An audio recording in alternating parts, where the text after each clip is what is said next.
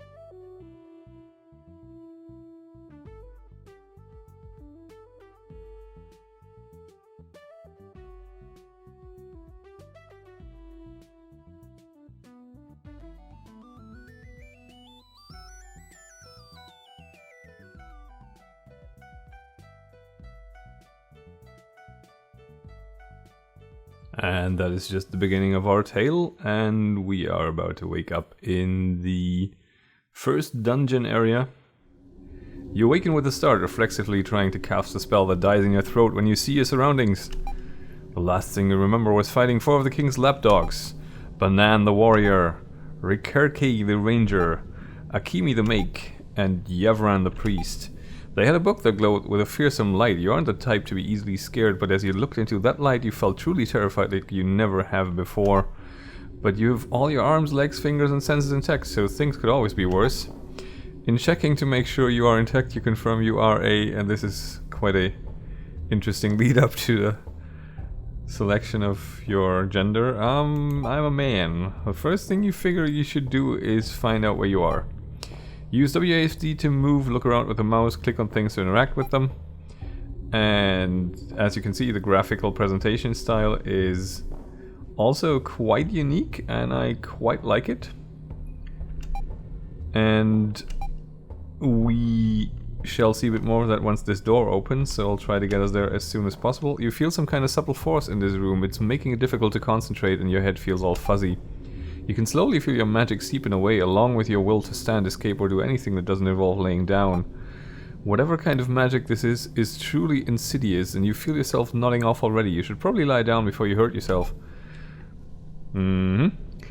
So, if you've ever played any of the olden games, you'll recognize that the movement pattern is a little bit more smooth than back in the old days, and this actually looks quite nice. I mean, stylized, but definitely nice. Even though you've only been conscious for a short amount of time, you feel extremely tired. Do you want to rest for a bit? Yes. It doesn't take long before you feel yourself slipping into a deep sleep. Right before you begin to slumber, however, you have the distinct impression you're being watched. You have a dream where you're talking with some friends you had when you were younger, but the room you're talking in is unfamiliar, with plain stone walls and a table with several bags on it. When you open the bag, in the center a snake jumps out and slithers out of the room.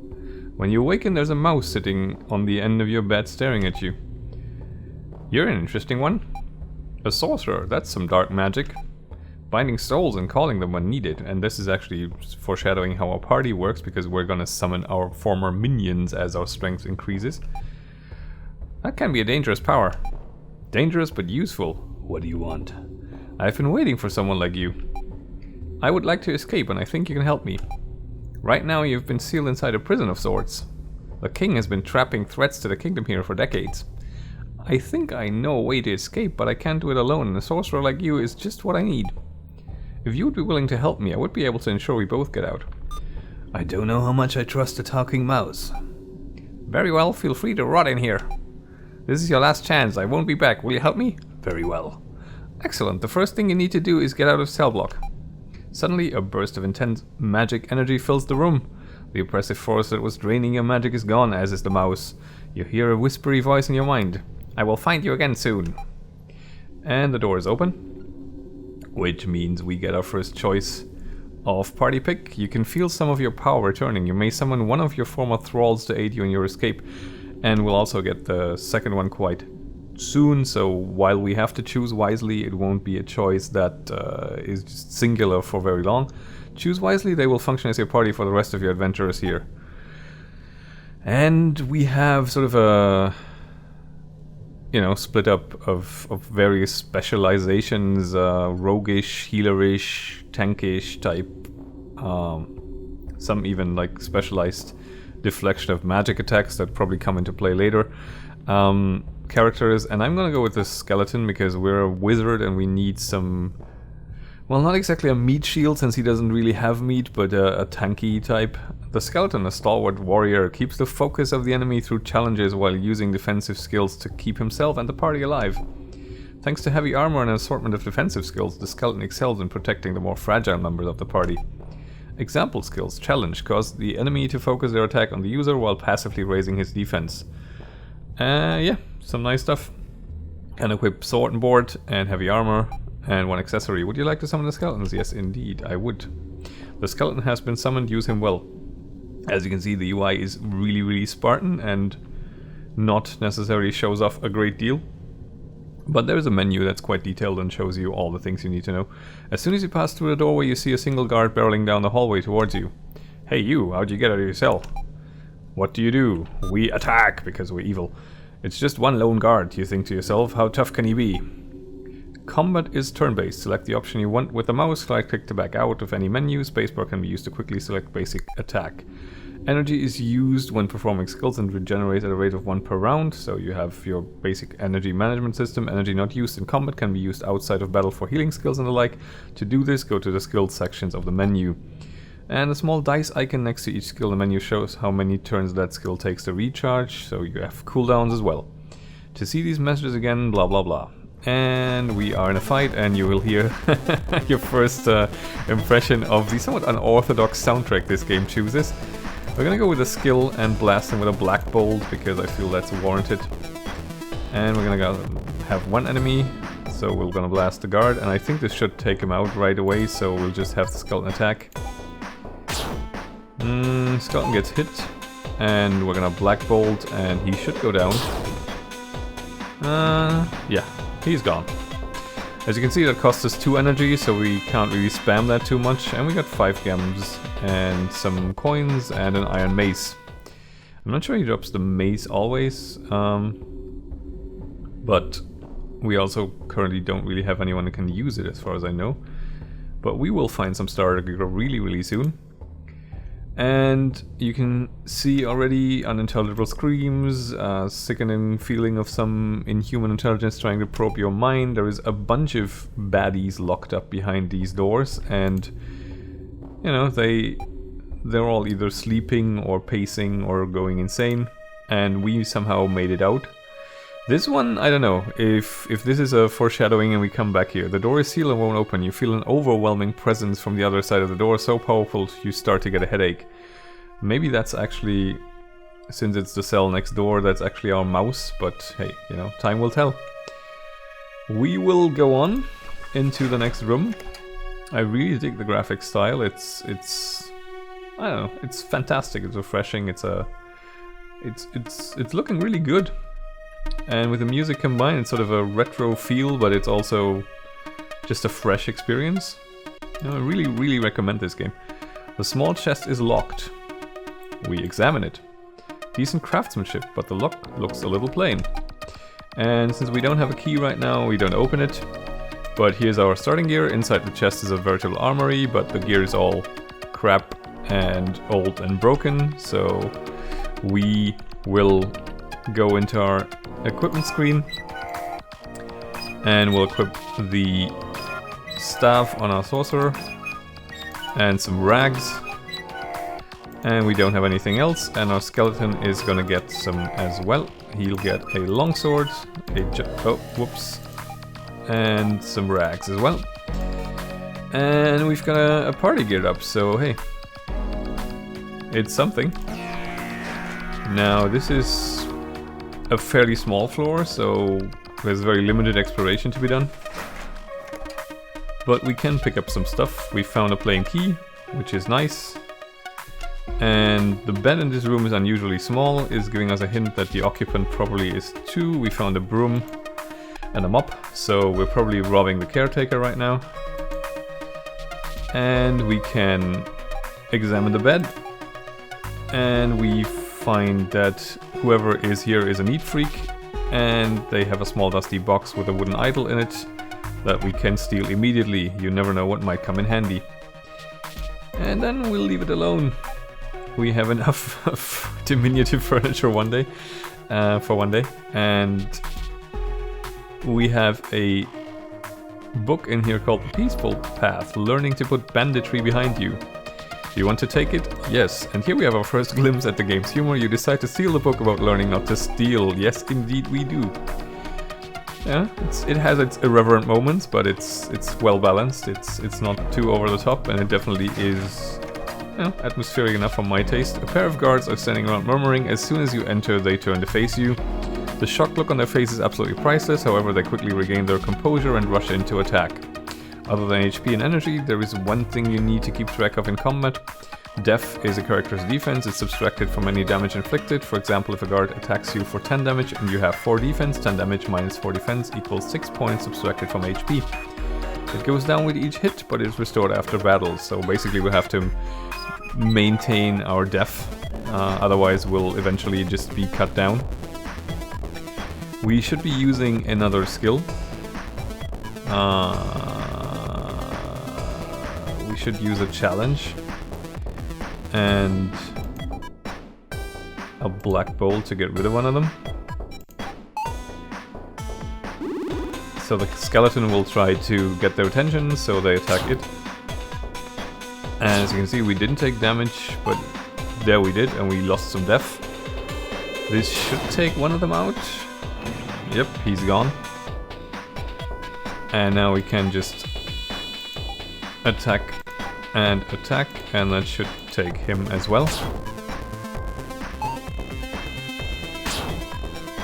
Nice graphical presentation as well of the skeleton just stepping in front of the camera there. Oh, he's still alive. Right. Oh well, never mind, it won't last. As you can see, this is sort of the beginning of the game that is not that tough, but I wouldn't doubt that in the 1980s mode you already stand a fairly decent chance to get your ass kicked here. Just because I sort of grew up on that era and it was somewhat unforgiving. Would you like to go to the next level? Yes, we would. You have cleared block 1, level 1. Hey, that went quickly. And here we can get our pick of our next minion. We can feel some of our power returning, and we will choose wisely. We will choose the life-draining healer, who also carries a two-handed sword. So he's a sort of an offensively minded drain healer and a vampire, which is of course quite convenient. So now we have a thus far fairly predominantly undead party.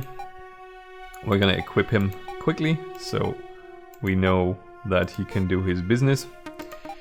And we'll move on. You come across a hunched over old goblin sweeping the hallway.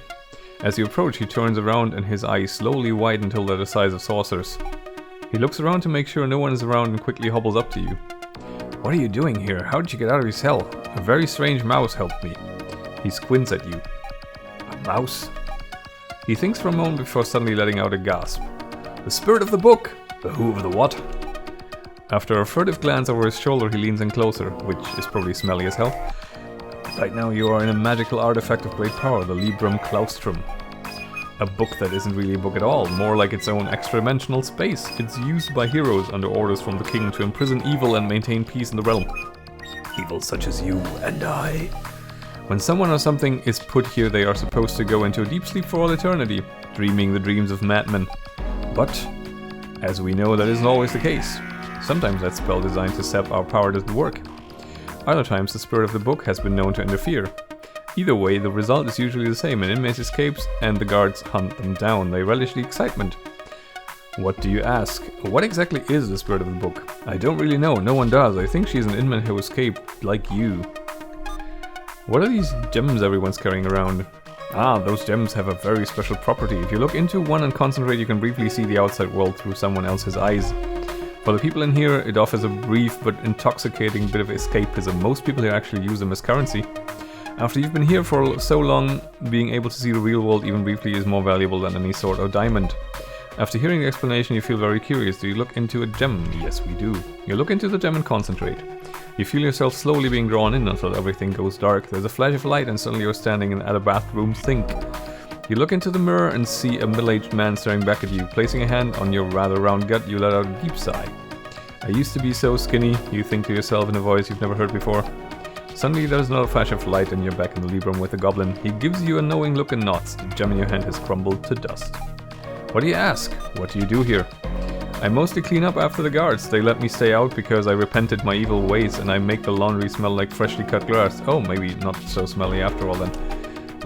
But believe me, if I could, I would burn this whole place to the ground. What do you ask? Is there anything I can do to avoid the guards? Hey, you're lucky you met me. It so happens I know. He sees the wooden idol you're carrying.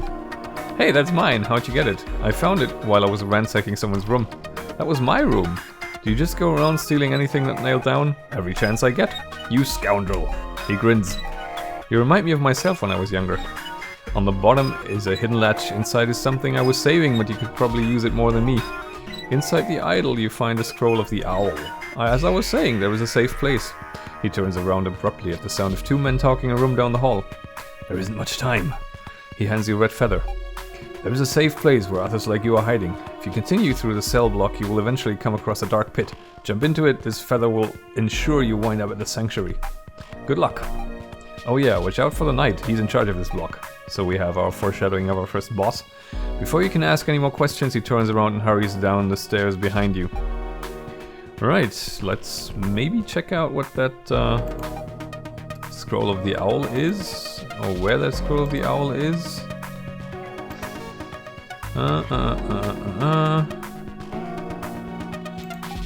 Is it something we can... doesn't seem equipable and doesn't really seem to show up in our inventory. So I guess it'll be an option once we find a spot where it's supposed to be used. Right, let's save and head on down the hall, because when you're exploring, most enemies will be displayed as a floating cloud of shadow. Getting near the shadow will start a battle, but also be aware that certain sneaky foes won't be visible ahead of time, so be prepared. Right. Okay, there's a floating cloud of shadows. And there's another one. This might be the knight. Oh no, that's just a bunch of guards. The vampire can...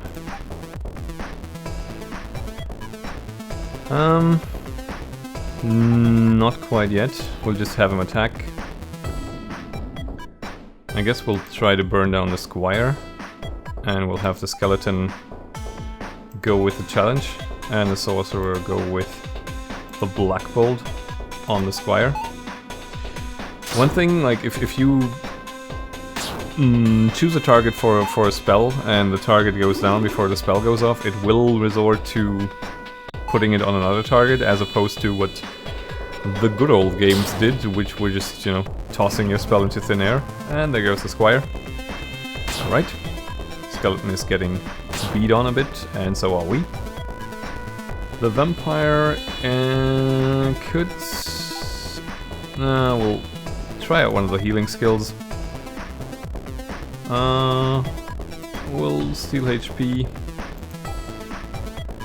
And we'll just attack. And attack. There we go. Ah, okay, so that doesn't shift the HP to another target. Alright, and our Sorcerer, as you can see, switches targets instead of just hitting the empty air, which is nice. Skeleton will attack. Sorcerer will attack. Vampire will try a quick heal on the skeleton. There we go. Skeleton is getting hammered. And he's down. Right, gain some experience and Sorcerer reached level 2. You have gained a new skill in focus. Skill level in focus. Increases magic and generates energy level 1. And we have some lootables. We found some more gems.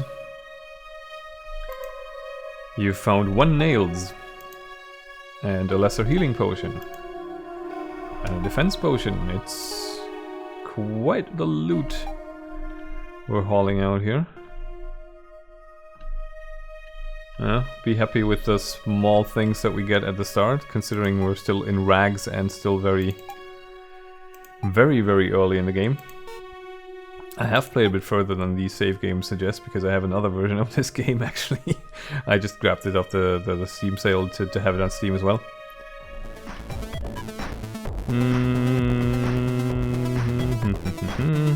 What are you guys? You are scouts. We will challenge you. We will... Black Bolt you. And we will... No, actually... Let's use the... Right, okay, with the shifting of heals and drain points, we'll have to Dark Sacrifice first and then heal and then steal the life back. I guess that's the sequence it wants us to do. There we go.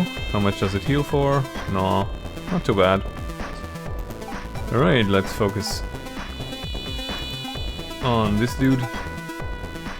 And let's try out the Dark Sacrifice on the skeleton so we can steal some back.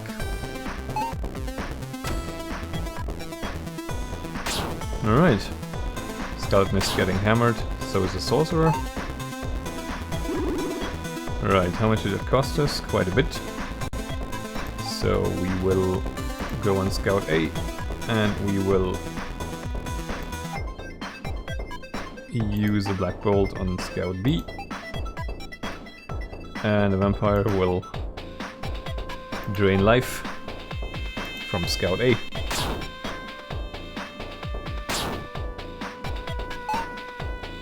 There we go. They are a bit tougher, but this should hopefully take care of one of them this round. There is one, so the Vampire should now be shifting his life drain. He does, and he gets some HP back. And they're dead. Very nice. And we found some scraps of leather and a leather cape. And the skeleton leveled up. Let's play around with our equipment some more, because... Okay, can't use that.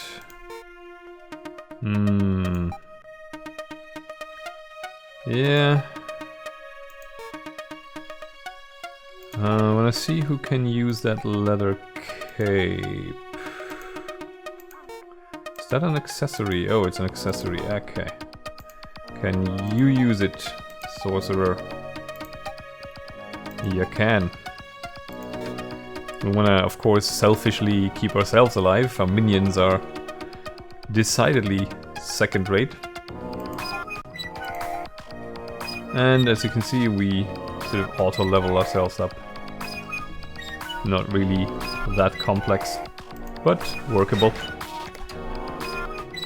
some more stuff to nick. Oh, we found another leather cape.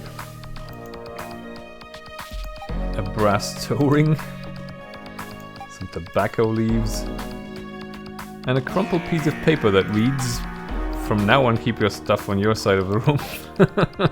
A roommate's spat for the ages. And we're nicking their money. Oh, this was the one paying most of the rent, I suppose. Actually, let's put the... what?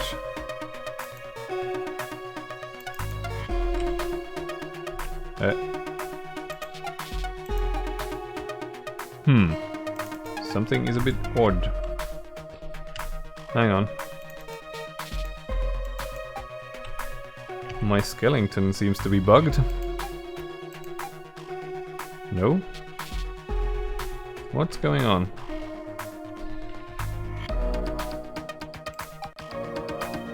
Ah. There's our... yeah, there's our Scroll of the Owl. Oh, okay. That is nice. The scroll contains secrets to improve the user's magic. And of course, our sorcerer will use it. I forgot a lot about the UI apparently. Just sort of curious why we can't currently seem to access the equipment menu. Ah, there it works again. Right. Skeleton. Get this on. Do we have any better weapon? No, we don't. Okay. Right. On we go.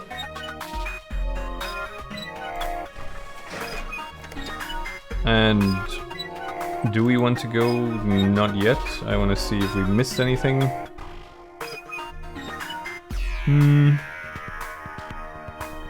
It would not seem to be the case. No, this looks pretty well done. So let's put a quick save down before we carry on. And we're gonna go down to the next level. We have cleared block 1, level 2.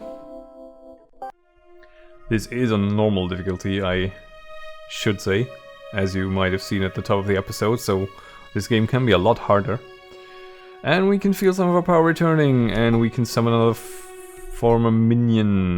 This time I think we should go for something, you know, bloodthirsty assassin.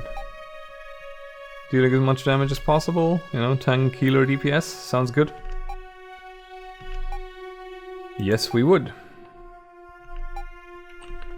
Do we have anything for you? I think... what weapons do you use? Oh, that's not too bad. Yeah. And... actually... no. What was with that toe ring? Okay, that's just something we can vendor. Right. Okay. Some more enemies to fight. Whoops. That's quite the gang. This is where we die. Right, what skill can we start off with? Generates energy. No, we'll start off with a beam. I guess we'll go...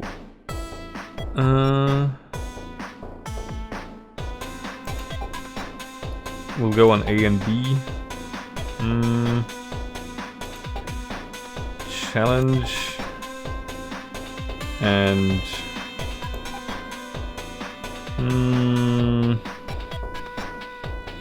nah. Attack. There we go. Maybe this already takes care of one of them. Oh, it does. Nice. Yeah, they're not that tough, but, you know, their strength definitely is in numbers. But with our defense increase, it's pretty nice. That's 2 down. And here we have our challenge, so our death goes up a bit, and we should not be assaulted that much. Vampire getting a nice hit in. Now we'll go with a defensive strike on guard C. Troll can just do a regular attack. Vampire is... yeah, I think it's a little early to start healing. And maybe we'll just Black Bolt him. That should take him out. Whoops, there he goes. And that is some nice damage there. Oh, minus 11, wow, that was quite a hit. And there he goes, that should be it. Yep, nice work, fellas. And the Sorcerer level up, and the Vampire level up, and the Troll level up. Hey! It goes quite quickly at the beginning, but it will slow down. We'll find some more nails. And we're getting so incredibly rich. Alright. More stuff. And a hide armor. Who can get the hide armor?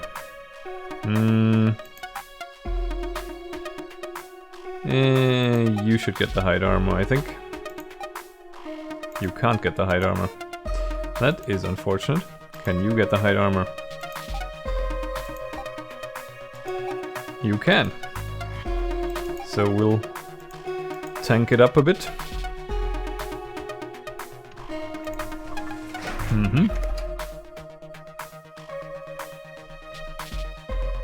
I think this is the next...